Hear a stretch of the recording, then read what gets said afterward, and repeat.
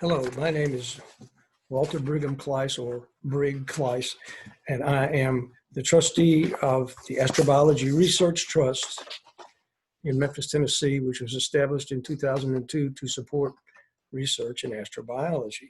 And I'm also the webmaster or the blogger of a website at panspermia.org titled Cosmic Ancestry, about the theory of panspermia.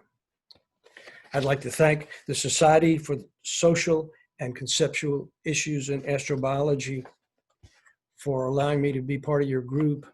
I first heard of you when I saw that you would have a conference in Oxford, Mississippi last year. When I'm in Memphis, so I thought I should go. I prepared a poster for that conference called Sea Lilies on Ancient Mars, which of course I never did present, but it's on my website if you want to see it at panspermia.org. I would also like to thank Dr. Kelly Smith for helping me, for coordinating all of this. Thank you to the Society and Dr. Smith. My presentation is titled, Some Things Are Simply Given. Consider first planets and stars and galaxies and the physical properties that make them possible. Whether this whole universe, including those things in it, began at a finite time ago with a Big Bang, or whether it has always existed. Either way, the physical universe is a given which cannot be explained by any prior natural cause. It's given. Now, consider life. As we know, life comes from prior life, but we think this series must have a beginning. We used to think life had to originate on Earth because we didn't know there was another way for life to arrive on Earth, but there is another way, and that's panspermia. And so now we think still that life must originate at some point because there was a Big Bang. And the Big Bang theory gets support from Darwinists and creationists, or ID proponents, whom I would like to call ideers. But anyway, the two groups, the Darwinists or neo-Darwinists and the ideers, both like the Big Bang for their own reasons. The ideers like it because it has religious implications, and I get that.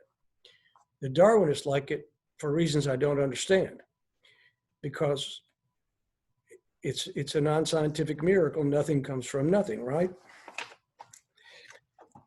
After that, the Darwinists and the ideers disagree completely about how life originates.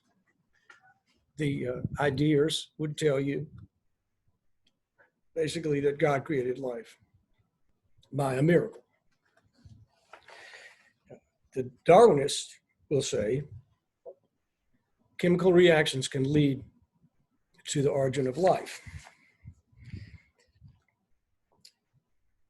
But this process cannot be described or even demonstrated in any detail.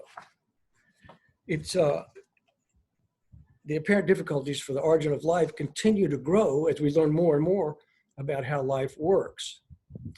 Now, this mounting difficulty for the origin of life has created a better welcome for panspermia.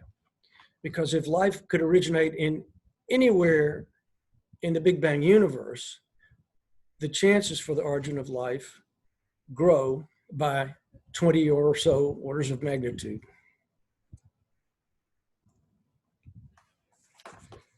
But even that improvement does not make the math work out.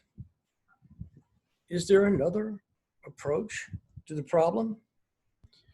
If we step back, we notice that the origin of life is never anything anyone has witnessed. It's just an assumption.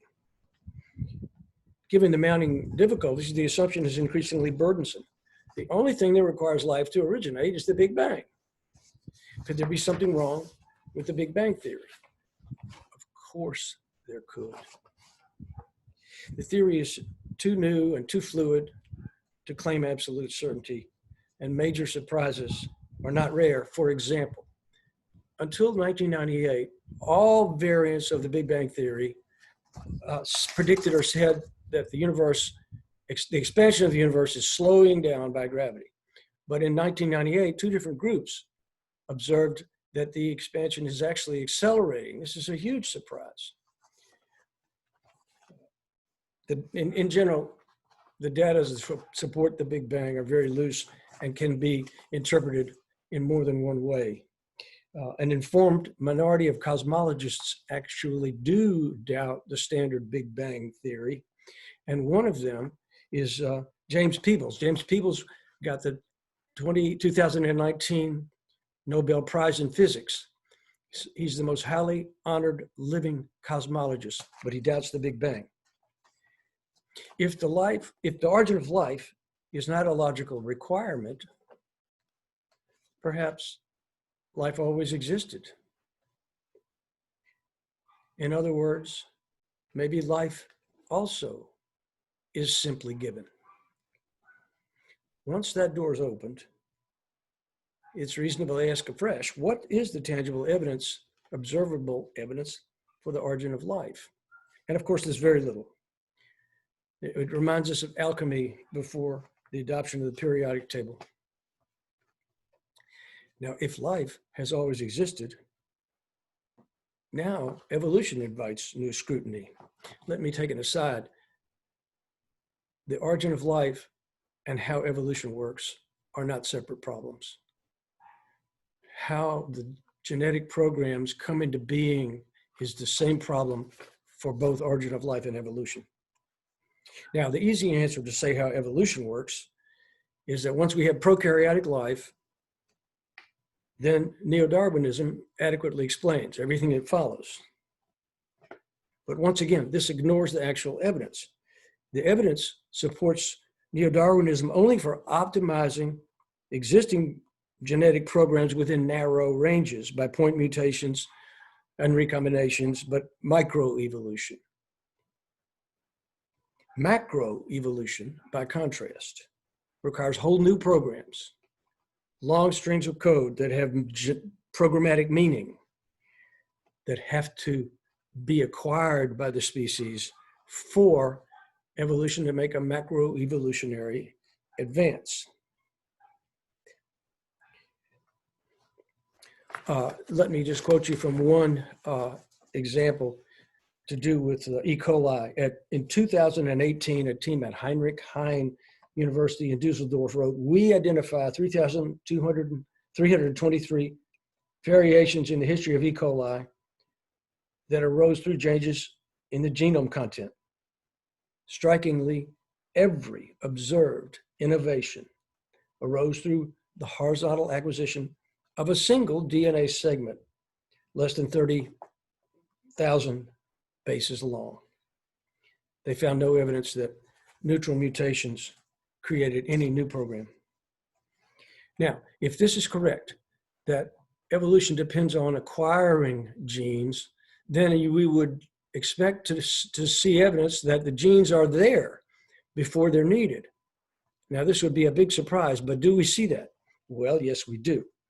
In 2003, Harvard's Andrew Knoll, very respected, remarked that the genes underlying animal development always look older by molecular clock dating than the fossil record says they should be. So the genes do appear to come first. Now, if genes come first and are acquired by horizontal gene transfer, another assumption also arouses notice, that those genetic programs ever originated. Evidence indicates only that they are acquired. So now we can wonder, as before, perhaps they always existed. So when we suggest, and by the way, I have a group of panspermia advocates that I'm referring to when I say we. When we suggest that life may have always existed, we mean all of it. If this possibility is accepted for consideration, we think the facts fit together much better. And we understand that this would represent a radical paradigm shift, but we think the time has come. In fact, this suggestion is not new. A century ago, before the Big Bang was imagined, the president of the British Association for the Advancement of Science endorsed it. His name was Bateson. Quote, "We must begin to seriously consider whether the course of evolution can at all reasonably be represented as an unpacking of an original complex, which contained within itself the whole range of diversity which living things present." Well, if life is simply given, by which we mean all of life, science is free to undertake to explain everything that happens in the physical world, including biology, as deeply into the past as the evidence reaches, and nothing miraculous or astronomically unlikely need be invoked. Religious thinkers, the ideas, let's say, on the other hand, are free to hold that things simply given are given by God, and no evidence would ever prove otherwise. Consequently, grounds for conflict between science and religion would vanish. I think this would be a very happy outcome. Thank you.